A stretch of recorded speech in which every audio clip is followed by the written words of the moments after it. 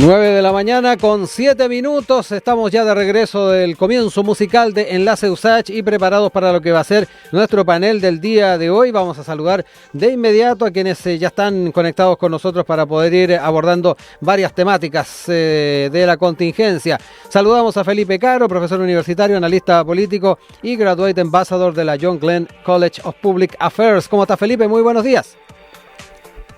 Muy buenos días, Rodrigo. Muchas gracias por la invitación. No, gracias a ti. Lo mismo también agradecer a Bárbara Navarrete, secretaria general de las Juventudes Comunistas, que también está hoy día con nosotros en el panel. También bienvenida, Bárbara. Gracias por acompañarnos. Hola. ¿Me escuchan? Perfecto. Excelente el audio. Muchas gracias también por estar acá con nosotros. Bueno, antes de irnos a los temas principales, obviamente quiero aprovechar la oportunidad de saber cuál es el balance que les queda de estos Juegos Panamericanos. En su momento, Felipe, estuvimos conversando de algunos de los temas que estuvieron de la mano de estos Juegos, pero es bien importante también hablar de qué te parece entre lo más positivo, lo más destacado, qué cosas también es importante tomar en cuenta en futuros eventos. Te dejo ahí la palabra para dar algunas palabras respecto a ese tema. Sí, o sea, en términos generales, la organización y más allá de hechos puntuales, fue bastante destacado a nivel nacional, o sea, a nivel internacional, perdón. Acá en Estados Unidos se tomó bastante y con mucha sorpresa, sobre todo en los deportes colectivos, que Estados Unidos tuvo que competir sorpresivamente con Chile en varias disciplinas, en hockey, en rugby, en donde normalmente no estaban acostumbrados a que Chile llegara a esta instancia. Acá se hace un conteo bastante positivo. Bueno, en realidad está dentro de lo que se esperaba el número de medallas que se obtuvo acá en Estados Unidos. Pero también hay una sensación bastante positiva del nivel de organización, del nivel de conectividad. Se hicieron bastantes reportajes acá del nivel y la calidad del metro que existe en comparación a metros de ciudades muy grandes acá en Estados Unidos como Nueva York o como otras más.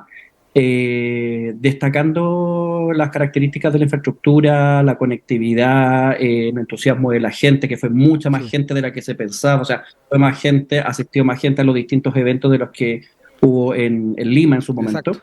Entonces, el balance general es bastante positivo. La imagen internacional de Chile como organizador y como competidor en varias disciplinas quedó bastante arriba, bastante bien puesto, y eso en realidad también es un orgullo, sobre todo para los que estamos fuera de Chile y que tenemos que ver estos juegos y esta representatividad tal vez con otros ojos, pero en realidad sí, fue una experiencia bien positiva. Sí, muy importante también esa visión que nos planteas también desde fuera. Bárbara, también me interesa saber cómo no solamente seguiste estos juegos, sino que además la sensación con la que te quedas. Ahí Felipe nos daba cuenta de cómo se vio desde fuera, no sé también cómo lo seguiste tú, ¿pudiste ir a algún evento?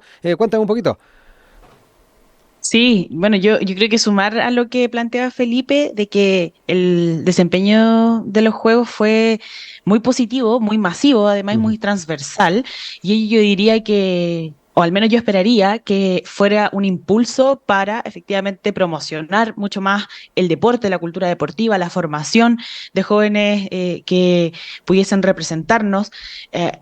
Creo que hubo un muy buen desempeño de Chile, no solo en lo deportivo, sino también en cómo la ciudad, el país, las regiones que se involucraron también en los Juegos pudieron también llevarlo de muy buena manera. Creo que, salvo algunos errores que hubo, que fueron bien polémicos también, se mantuvo una fiesta deportiva muy positiva. Yo solamente fui a ver un partido de fútbol, pero podría haberlo hecho evidentemente de otras, pero ya estaban agotadas las entradas por también el interés de poder participar de ello.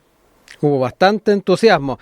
Importante entonces lo que nos plantea Felipe, nos plantea Bárbara, y motivar también a nuestros seguidores y seguidoras que están en nuestras redes sociales y nuestro WhatsApp para que también nos cuenten su sensación luego de terminados estos Juegos Panamericanos, pero ya estamos a puertas de que estén los Panamericanos, así que ojo con aquello.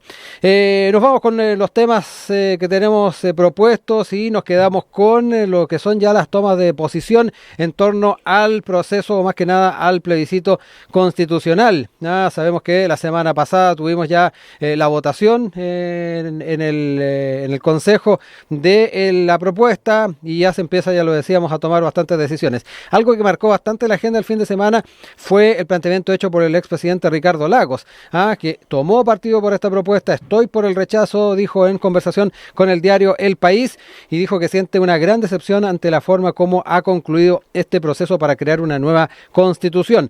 Recordemos que el exmandatario estuvo en el Consejo, hizo exposiciones, se pudo ahí también tener intercambio de puntos de vista con la Comisión de Sistema Político en su momento, y estuvo también involucrado en estas presentaciones. Hoy por hoy entonces se juega por el rechazo.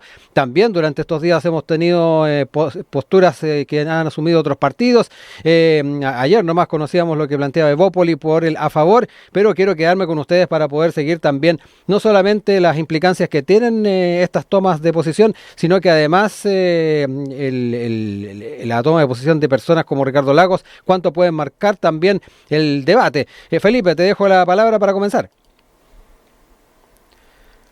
Sí, en realidad está sucediendo lo que nosotros hace un par de semanas ya habíamos analizado. Sí. Que en realidad las fuerzas políticas se empiezan a alinear en torno a este tal vez nuevo clivaje de las personas que en el primer plebiscito del año pasado votaron a favor, y las que votaron en contra ahora básicamente están asumiendo las posiciones antagónicas.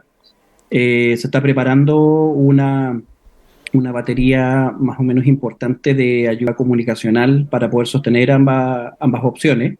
Y en definitiva, en realidad yo creo que la discusión de fondo no va a ser con respecto al contenido en sí mismo de la Constitución, sino que va a ser básicamente un referéndum generalizado de la ley política.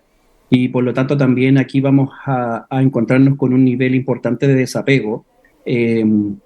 Claudio Fuentes el otro día, el profesor Claudio Fuentes hablaba sobre cuál era la importancia estratégica que tenían los votantes indecisos, y sobre todo las 2 millones de personas que votaron en la elección de convencionales, de consejeros, y que no se inclinaron por ninguna opción, y que en definitiva ahora, sin lugar a dudas, van a poder equilibrar la balanza.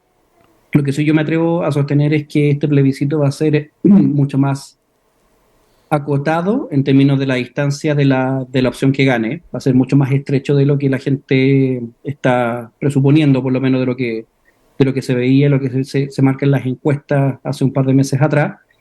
Y ahora en realidad básicamente lo que viene es un proceso más que nada de marketing político, un marketing estratégico más o menos interesante, de ver efectivamente cómo se venden estas dos opciones desde una perspectiva política institucional. Y aquí es importante también señalar que mientras la oferta que tengan las instituciones, los partidos políticos, por el en contra, en el sentido de que se acerquen mucho más a la tesis de Tomás Correa Sutil, de Jorge Correa Sutil, en el sentido de que haya por lo menos un compromiso institucional para cerrar el proceso constituyente, en el sentido de que los partidos que son parte del oficialismo y que están por el voto en contra, tomen una posición explícita en que no van a impulsar un tercer proceso, que se van a hacer una serie de reformas acotadas a través del Congreso Nacional, y que de ahí definitivamente vamos a cerrar el proceso por los próximos 40, 50 años. Va a ser clave para que la opción en contra tenga, o fortalezca más bien dicho, la opción de ganar. Mientras sigan existiendo partidos políticos o sigan existiendo voceros y personeros que digan que este proceso no se acaba acá y que es un tema que todavía está abierto, va a decaer bastante la opción de que la opción en contra se pueda despegar. Incluso existe la opción realista de que pueda ser derrotada si sigue ese camino. Entonces también hay una discusión más estratégico-política que debe tener el gobierno, los partidos de gobierno, el socialismo democrático y lo que antiguamente era Apruebo Dignidad, en el sentido si efectivamente van a recoger el guante de la tesis de Correa Sutil, que le encuentro mucha razón, en el sentido de que en realidad el agotamiento y el desgaste constitucional va a ser constante. y también rescatando las palabras de Alfredo Lloñac, que ayer dijo en la tercera, que también tiene que haber un golpe de realidad muy importante para la izquierda chilena, y saber que independiente o sea, del resultado que se dé ahora en diciembre, la izquierda chilena es la gran derrotada de todo este proceso constituyente de estos 4 años. Es derrotada si gana, es derrotada si pierde, y lo que tiene que hacer ahora es un proceso de control de daños. Como dice Alfredo Lloñac, evitar ser humillada, tiene que dar cara correctamente a la derrota, pero entender efectivamente de que está en una posición desmejorada políticamente hablando. Y por lo tanto, en realidad, las concesiones que se esperan de ella son más políticas, más estratégicas, independientes si gana o si pierde la opción a favor o en contra. Entonces, aquí en realidad hay decisiones que son más políticas transversales y que tienen que ver con una mirada, un desarrollo hacia futuro de las dos coaliciones, en donde sin lugar a duda la coalición de derecha y la coalición el Partido Republicano son capaces, sin lugar a dudas, en esta giro de tragarse una derrota sin ningún problema y no afectar fuertemente cuál es su proyecto. Y nosotros, no sé si te recuerdas, Rodrigo, que lo conversamos hace muchos meses atrás. El Partido Republicano iba a hacer una serie de transformaciones al proyecto de los expertos para dejar ambas propuestas lo más similares posibles para que ganase las opciones, la pérdida iba a ser absolutamente mínima. Y básicamente en la actualidad estamos siendo testigos de eso. Bárbara, también importante saber si efectivamente compartes parte de los diagnósticos de Felipe, si quieres hacer también ahí los contrapuntos, pero además entrar en el tema de las decisiones que ya se están tomando. Hace algunos días atrás también el Partido Comunista ya dio a conocer su postura por él en contra. Importante también saber cómo en ese escenario están viendo las alternativas a futuro y efectivamente la forma en que se leen también los eventos posteriores. Ahí Felipe traía a colación el tema de en qué situación va a quedar el momento constituyente del que hemos hablado durante todo este tiempo. Sí. Bueno, yo creo que es importante primero identificar que aquí no es solamente, y ahí difiero en parte con Felipe, no es solamente una posición como el gallito político, que evidentemente es parte de un proceso político como este, sino que hoy día hay una posición en contra respecto a la valoración del texto. Y eso lo veníamos planteando desde hace algunas semanas porque cuando ya termina de cuajar el proceso, nos damos cuenta de que el texto constitucional no solamente es más neoliberal o constitucionaliza el modelo de negocios del 80, sino que además busca retroceder en cuestiones que en el devenir de los años se ha podido avanzar con movilización, por ejemplo, respecto a los derechos de las mujeres, o lo que prima respecto a sustentabilidad, medio ambiente u otros. Y finalmente, bajo esa valoración del texto, es que se han posicionado fuertemente las declaraciones sobre el estar en contra.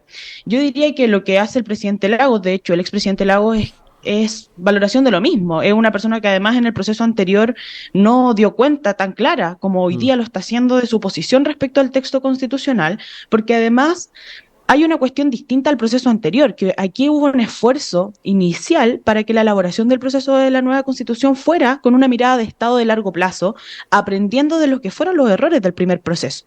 Y ahí la izquierda, particularmente nosotros desde el Partido Comunista, fuimos altamente autocríticos respecto de también cómo sintonizamos o no con las necesidades populares, con lo que se requería en términos de avanzada de mediano y largo plazo y de lo que veíamos como mirada de Estado de futuro. A pesar de que nosotros fuimos férreos defensores de la posición apruebo en la primera pasada, identificamos también cuáles podían ser hoy día las mejores o las mejoras de forma conjunta para tener entonces una mejor mirada de Estado de largo plazo. Y ello, finalmente, el Partido Republicano y la derecha se lo lleva para la casa, nuevamente, haciendo propia la Constitución, razón por la que, también comentábamos hace algunas semanas, quienes fueron los primeros que se manifestaron a favor fueron los gremios empresariales. Y hoy día también lo hace José Piñera, y lo hace Sebastián Piñera, y lo hacen finalmente a quienes mejor le habla la Constitución, buscando o constitucionalizando modelos de negocios bajo lo que José Piñera finalmente establece como un win-win. O sea, que ello esté sobre la mesa de las posiciones que se están tomando, no es casual. Y en esa línea, entonces, para el PC al menos, para mi partido, hemos caracterizado este texto como de derecha, de plano, y mal hecha, finalmente, porque constitucionaliza y retrocede en derechos fundamentales para los trabajadores, para las mujeres, no, para la educación pública, y en ese sentido entonces creemos que les habla principalmente a la élite, a los grandes empresarios y a quienes hoy día rápidamente han salido a defender su posición a favor. Y ello sin duda que no nos deja tranquilos y tranquilas, y en eso hay una responsabilidad política, por cierto, que hacerse cargo. El proceso constitucional, nosotros esperábamos que se cerrara el 4 de septiembre del año anterior y no fue así, y ello evidentemente significó un golpe importante, no solo para el Partido Comunista, para la izquierda, para quienes creíamos que podíamos entonces tener una constitución muy avanzada.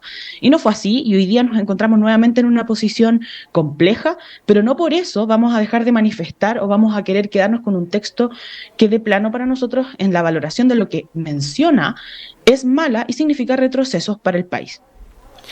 Felipe, junto con también dejarte ahí el espacio para comentar parte de lo que ha señalado Bárbara, también me quiero quedar con el escenario de que tú al menos puedes proyectar del votante de centro, algo que se ha hablado bastante, y no solamente el votante de centro, sino que ese votante que es poco previsible, que en este escenario de voto obligatorio también se ha transformado en todo un desafío en el marco de las campañas y la forma en que se va a estar estableciendo la estrategia.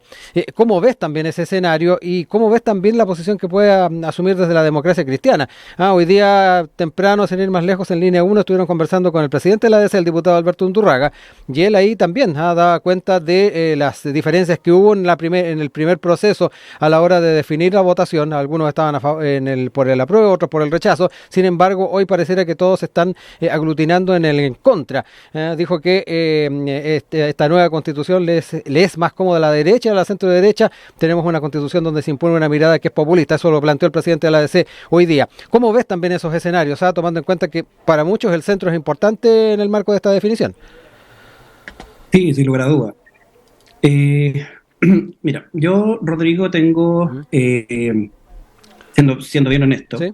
Tengo un poco de intereses creados, no directamente, pero sí es bueno también ser honesto a la hora de poder ponerse en la perspectiva a la cual uno analiza.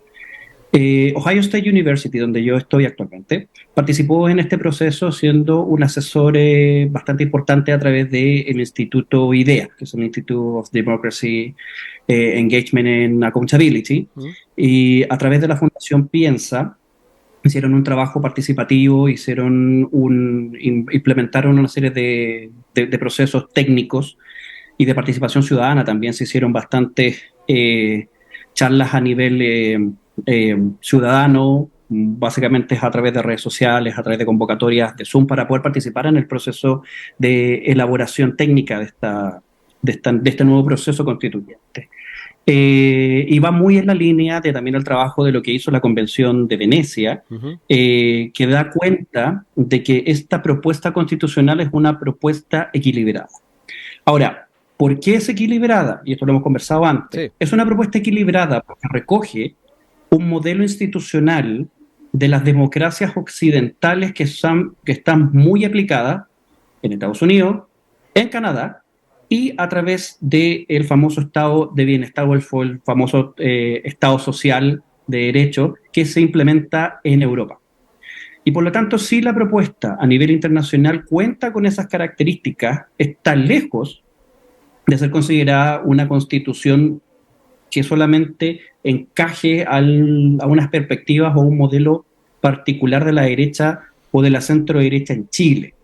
Y yo creo que ahí la principal problemática, que es y que dicho sea de paso, que también la han dicho bastantes intelectuales de izquierda, es la visión institucional, la visión de la estructura democrática que existe actualmente en la izquierda chilena, que se alejó de los conceptos de socialdemocracia tradicionales que tuvo la Concertación, que tenía un modelo espejos en la socialdemocracia internacional europea, la que se implementa en Francia, la que está implementada en Alemania, y dicho sea de paso, por eso también la democracia cristiana chilena tenía que de manera constante salir a justificar la existencia o su lógica política de ser parte de la concertación de partidos, siendo que en toda Europa la democracia cristiana son partidos de centro derecha, claro, y que acá en Chile era un partido de izquierda.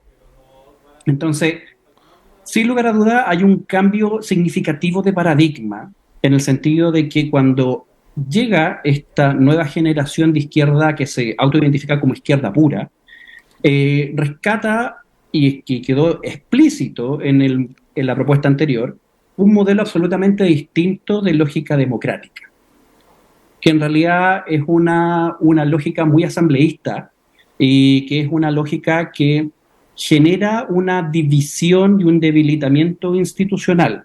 Esa fue una de las razones por la cual yo voté en contra en el proceso anterior, y es una de las razones por la cual este proceso en la actualidad contó con tanto respaldo y contó con tanta asesoría internacional. Entonces aquí vale la pena preguntarse cuál es el modelo de sociedad y el modelo político que desea la izquierda chilena, porque esta constitución, esta propuesta de constitución, está mucho más cerca de las propuestas de la socialdemocracia europea de lo que pueden estar cualquier otra. Por lo tanto, si para la izquierda, la izquierda pura, esta propuesta está más vinculado a la derecha, entonces ahí hay un problema institucional de fondo del proyecto político que ellos tienen y que en definitiva fue el gran derrotado en el plebiscito anterior. Ahora, fue derrotado no por el centro político, y ahí voy a la pregunta que tú me ponías. Aquí el rol del centro político es mínimo, porque el centro político ha sido fagocitado en los últimos 4 o 5 años. Han aparecido muchos partidos muy pequeños que tratan de gestionar este voto, el Partido de la Gente, Demócratas, Amarillo, hasta cierto punto la democracia cristiana, pero que en realidad se sostiene sobre ciertos caudillismos territoriales, sobre ciertos caudillismos locales, basados en diputados, basados en senadores, que mantienen como la sustancia o la supervivencia de estos partidos, pero que en definitiva acá esta elección en particular, este plebiscito, y todas las que vengan adelante con voto obligatorio, se van a definir en las 4 millones de personas que se inclinan por un lado o por el otro y que no son parte de la estructura, que nunca fueron parte de la estructura política en los últimos 10 años. Sí. Ya estamos hablando de personas que mayoritariamente en el plebiscito anterior votaron en contra, y que existe la posibilidad que ahora nuevamente voten en contra, pero van a votar en contra no del texto, van a votar en contra del sistema político. Claro. Y eso hay que tenerlo claro. Entonces, bajo esa perspectiva, el rol de estas personas, o sea, la forma en la cual les haga sentido, no la propuesta en sí misma, sino que si este proceso constitucional, el momentum constitucional se cierra en este proceso o no, va a ser clave para poder definir ese voto. Son 2 millones de personas que no votaron por consejeros, que pueden efectivamente inclinar muy fácilmente la balanza. Y existe otro bolsón de votos más o menos importante, que son 2 millones más de personas que en realidad no están en contra del texto y tampoco están a favor del texto. Están en contra o están a favor de las decisiones del sistema político. Entonces, quien ofrezca la mejor alternativa para cerrar el proceso son definitivamente por los cuales se van a inclinar. Bárbara, también para ir cerrando este tema, te dejo ahí la palabra. Sí, yo creo que lo relevante de poner en el centro acá, más allá si representa este texto o no un consenso internacional o las mejores políticas públicas que estén planteadas en Estados Unidos, Canadá o Europa, me parece que hay que poner en el centro acá si este texto resuelve o no los problemas de los chilenos con perspectiva en una vida mejor en Chile y en nuestro estado y en nuestra concepción efectivamente del buen vivir y de las deudas que tenemos desde el Estado para con los ciudadanos. Requerimos constituir entonces bajo este texto un Estado que aporte en resolver sus problemas, que sea más robusto, que mejore las condiciones de vida de las personas y que deje entonces de constitucionalizar hoy día democráticamente en esta propuesta constitucional un modelo de negocios que tiene a las personas finalmente condenadas al endeudamiento, a la no previsión social, a la inseguridad social, y por tanto creo que allí está el desafío y es la valoración que finalmente hacen los partidos y la sociedad también. O sea, finalmente la valoración del texto no solamente la ha hecho la institucionalidad política, sino también lo que han estado diciendo en las últimas semanas las encuestas, que tanto también le gustan muchas veces a la derecha o a los principales grupos de poder en nuestro país. Entonces, en ese sentido, creo que ahí es donde está la mirada que debemos puntualizar, y que además la han hecho no solamente la izquierda, que muchas veces se nos ha planteado como la izquierda más radical, la izquierda que polariza finalmente el sistema político en Chile, como mi partido, como el Partido Comunista, sino que lo han hecho partidos como la Democracia Cristiana, lo han hecho personas como Ricardo Lagos, que, digámoslo, tampoco su gobierno fue de plano de ultra izquierda, sino que hay una valoración respecto al texto y de cómo éste constitucionaliza finalmente una posición de la derecha, que además es lo que se vio desde el principio del proceso, con mucha voluntad de poder tener un debate amplio. Terminó el texto siendo aprobado por 33 votos a favor, que representan Republicanos y Chile Vamos, y 17 en contra, que es Unidad para Chile, donde hay un conglomerado amplio de partidos políticos y movimientos que vieron en el texto una valoración negativa y finalmente una amenaza respecto a los derechos sociales, políticos de las y los chilenos. Entonces creo que, en suma, lo que debiésemos buscar poner en el centro entonces es si este texto resuelve o no los problemas de las y los chilenos, y la valoración que hemos hecho es que no, y que finalmente le habla y sintoniza mucho mejor con la derecha, con sus negocios y finalmente con lo que buscó instaurar la Constitución del 80, y que ésta inclusive en ocasiones la profundice. Son las 9:33, nosotros vamos a ir con un poco de música, ya volvemos con más de nuestro panel. Son las 9:36, retomamos nuestro panel, hoy día con Bárbara Navarrete, secretaria general de las Juventudes Comunistas, también con Felipe Caro, profesor universitario, analista político y graduate ambassador de la John Glenn College of Public Affairs. Nos vamos con temas vinculados a la salud, ahora particularmente con lo que es la ley corta de ISAPRES. La Comisión de Salud del Senado, sin ir más lejos, hoy día va a conocer las indicaciones a este proyecto de ley. Va a estar presente la ministra Jimena Aguilera, el superintendente de Salud Víctor Torres, también el director de FONASA Camilo Cid y el presidente de las ISAPRES de Chile Gonzalo Arriagada. Todo ello en el marco de lo que son, ya lo decíamos, estas indicaciones. Recordemos que durante la semana pasada, al final de la semana pasada, el gobierno ingresó las indicaciones a esta ley corta. Ahí hubo palabras de la vocera Camila Vallejo. Ella dijo: queremos evitar cualquier tipo de corralito. Las propuestas mantienen un espíritu central: cumplir el fallo, asegurar las prestaciones de salud de los usuarios y fortalecer FONASA, aparte de lo dicho por la ministra. Sin embargo, en las últimas horas también han surgido unas visiones con cierta inquietud de parte del Colegio Médico. Ellos han dicho que tienen preocupación por un posible colapso de las ISAPRES. A propósito de las indicaciones, el presidente de este gremio, Patricio Mesa, señaló que hoy, en las condiciones que estamos con nuestro país, no podemos permitir que el sistema privado caiga, y advirtió que si desaparece el sistema privado de salud, se generaría un impacto muy negativo en los funcionarios, muchos de los cuales perderían sus lugares de trabajo. Parte de las alternativas que están detrás de esta ley corta de ISAPRES y que queremos empezar a comentar también con nuestro panel. Bárbara, te dejo la palabra para que entremos también en este tema, cómo lo has estado siguiendo y particularmente cómo ves estas aprehensiones que ha dado a conocer el Colegio Médico. Sí, bueno, yo creo que lo que está haciendo el gobierno va primero en la dirección correcta de poder dar cumplimiento a un fallo judicial que finalmente responde a una investigación que tuvo como resultado que las ISAPRES fueron responsables de emitir cobros excesivos a los usuarios, y en ese sentido la responsabilidad no solo política, sino también judicial pasa por hacerse cargo de ese fallo, y creo que las prioridades también han estado muy bien puestas. Primero, en que nadie quede sin previsión y atención de salud, que en esa línea entonces FONASA se fortalezca, hoy día teniendo que albergar una cantidad importante de más afiliados y afiliadas a propósito de lo que ha significado la crisis de las ISAPRES, y con ello entonces que la deuda se pague, garantizando también responsablemente ese proceso para los usuarios afectados, pero también para el sistema de ISAPRE, que si bien aquí al menos yo tengo una posición clara respecto de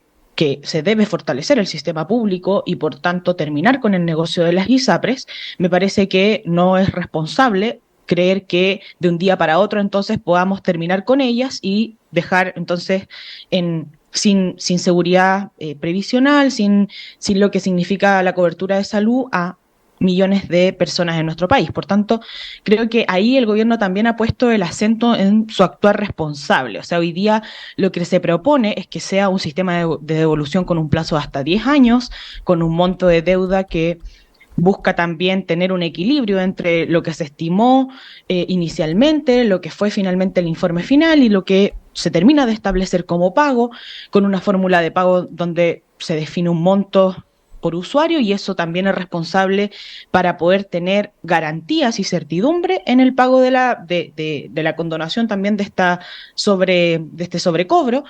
Entonces, en suma, creo que el gobierno ha estado haciendo bien el trabajo en buscar entonces garantizar que esta deuda se pague, pero que también se busque asegurar los otros posibles nudos críticos. Yo comparto, creo que la necesaria también preocupación del Colegio Médico. Probablemente hayan otros también gremios claro, gremios de la salud que se vayan a pronunciar sobre la dificultad o el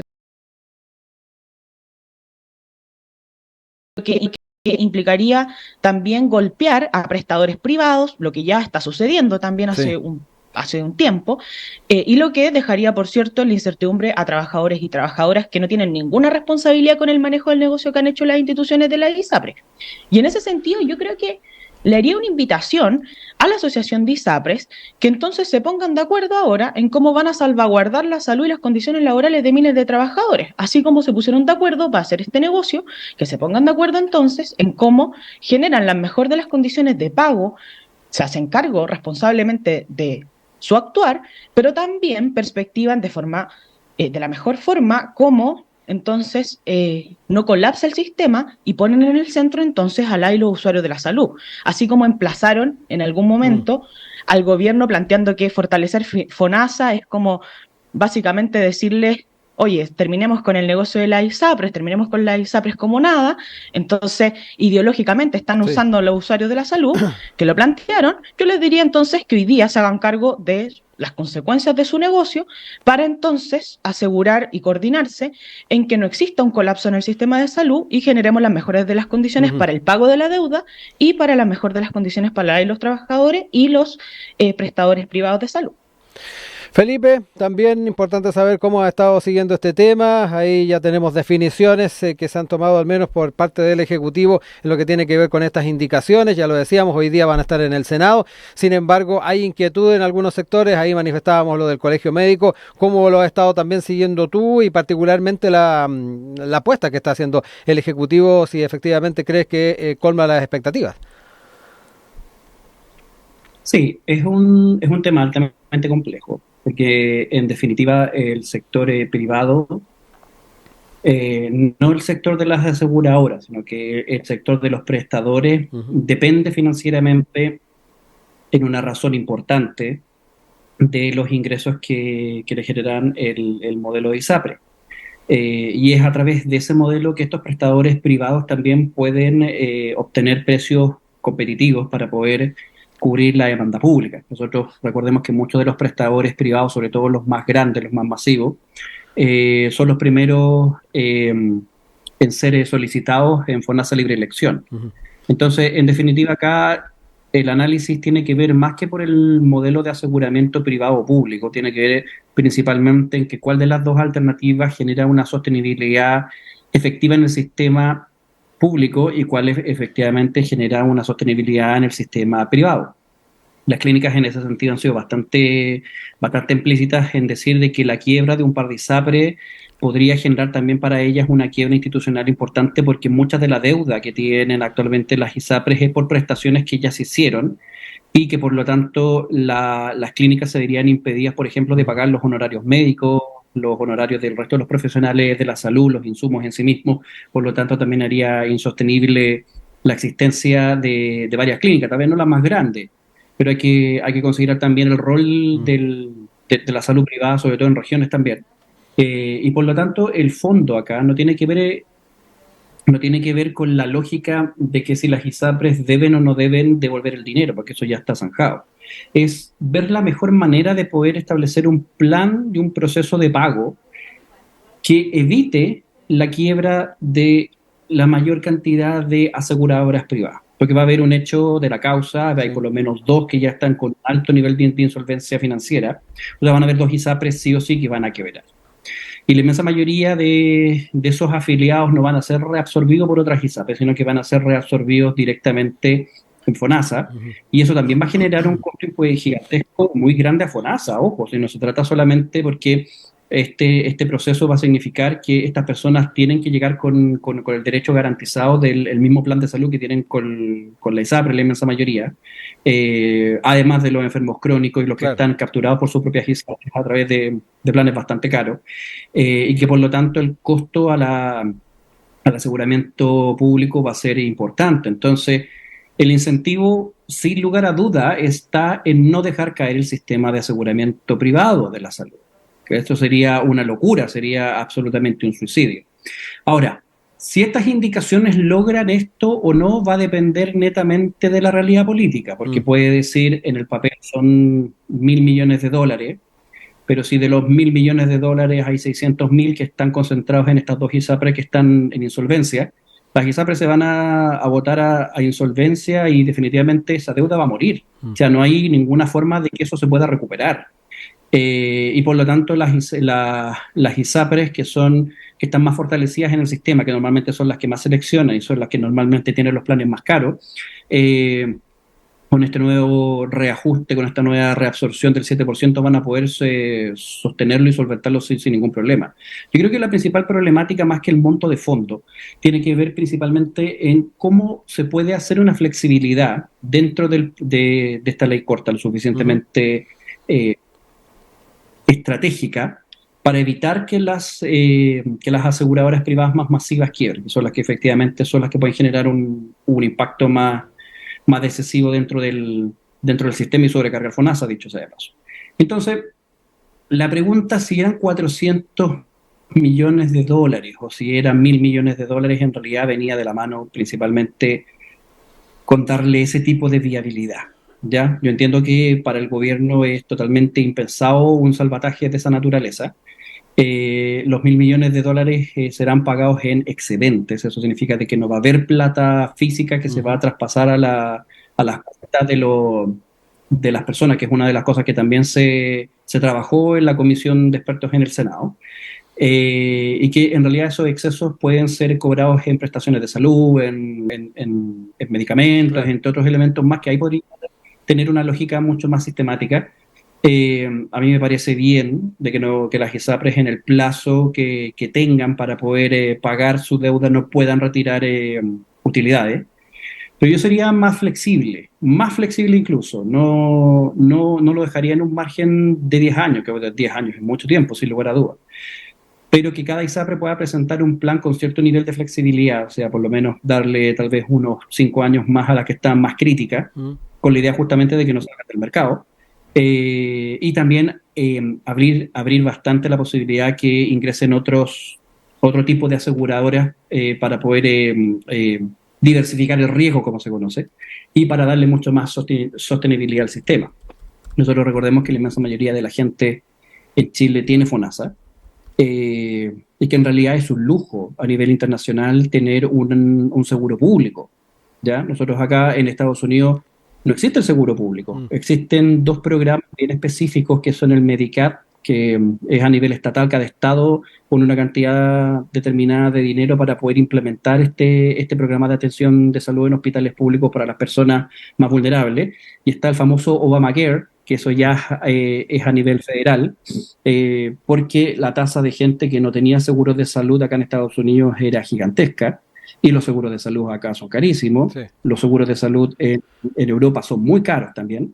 Entonces, por lo tanto, tener un seguro público por lo menos te da cierto colchón y no hay que matar ese seguro público. No hay que matar a esa gallina de los huevos de oro sobrecargando el sistema. Entonces, bajo esa perspectiva, yo yo encuentro que en realidad todavía falta discusión. Las indicaciones pueden ser perfectibles sin lugar a dudas. Yo le daría un margen amplio, más amplio de plazo a las ISAPRES más críticas para poder devolver el dinero. Y si está dentro de su plan de negocio estar 15 años sin poder retirar utilidades, bienvenido sea, si es que quieren darle sostenibilidad al sistema. Pero ese nivel de flexibilidad hay que empezar a incorporarlo, hay que empezar a pensarlo también, porque en realidad un traspaso masivo, sobre todo de las dos más grandes, puede generar un perjuicio muy, muy fuerte a FONASA, que es a donde también tenemos que poner el foco.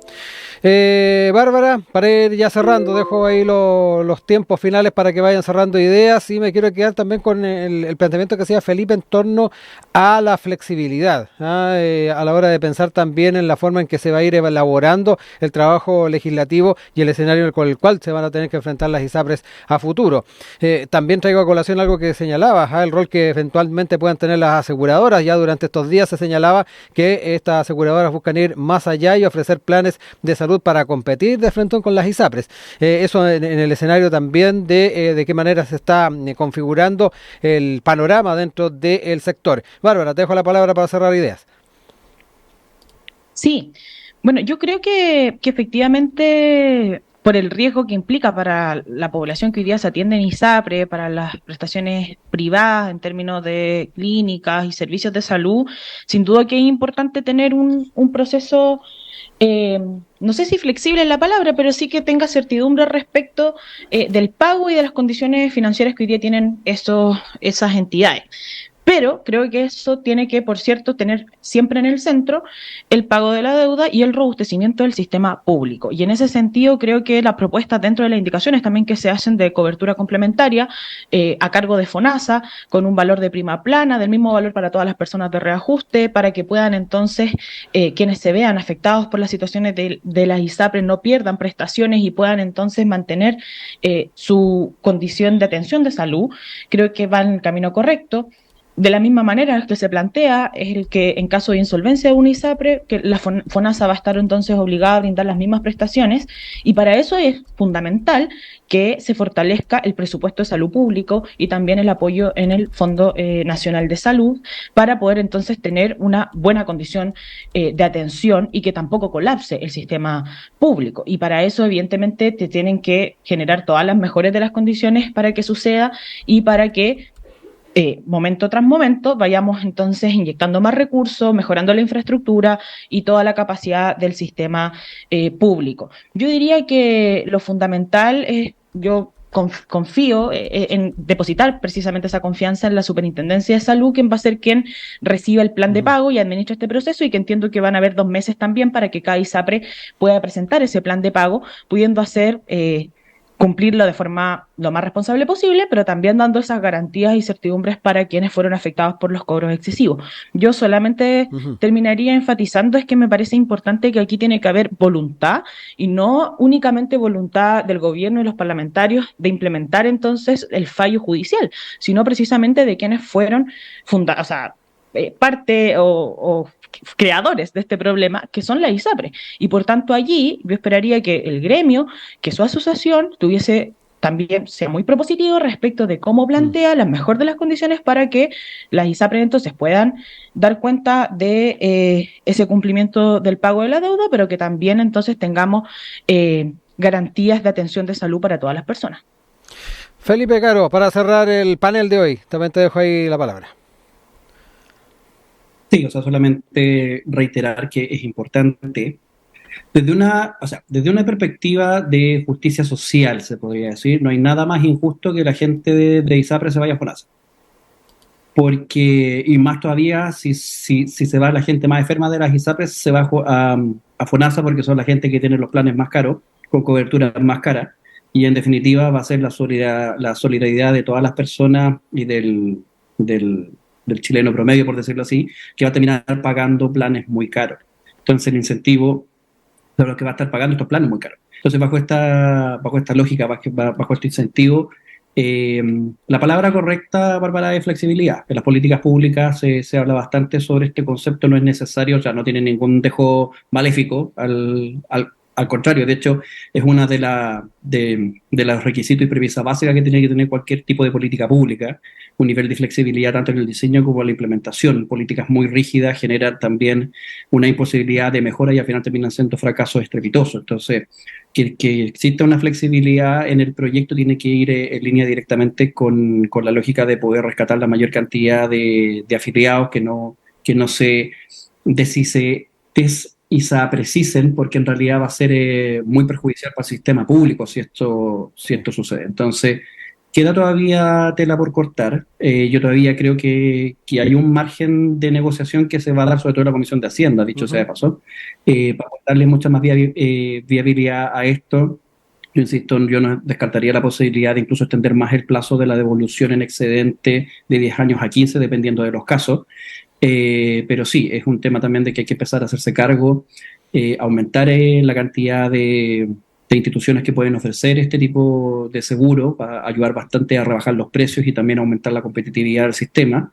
Y ojalá, y en ese sentido yo creo que estamos un poco en las antípodas con Bárbara, yo creo que lo mejor que podría pasar es que empiece a migrar la mayor cantidad de gente posible del sistema público al sistema privado, con una mayor oferta, sin lugar a dudas, para que así nosotros podamos, con los recursos públicos, poder hacernos cargo de las personas más vulnerables, poder tener una mirada mucho más especificista con respecto al tema del tipo de persona que se atiende en FONASA, que no sea un cachot, y bajo esa perspectiva poder hacer también que las prestaciones de salud sean mucho más eficientes y mucho más eficaces. Entonces, acá hay una oportunidad importante. La flexibilidad yo creo que es necesaria, y creo que todavía queda tema de discusión, todavía queda instancia para aquello, pero en definitiva es un proceso que va a seguir vigente y que hasta el momento es necesario. O sea, era una discusión que tuvimos que haber tenido hace bastantes años atrás, dicho sea de paso, pero que está bien. Por algo al final tuvo que cortar ahí el Poder Judicial de una u otra forma. Bárbara Navarrete, Felipe Caro nos acompañaron en el panel del día de hoy. Muchas gracias, que tengan muy buena semana y nos estamos reencontrando a futuro en un nuevo panel. Un abrazo. Gracias. Chao, que estén bien. Igual, chao.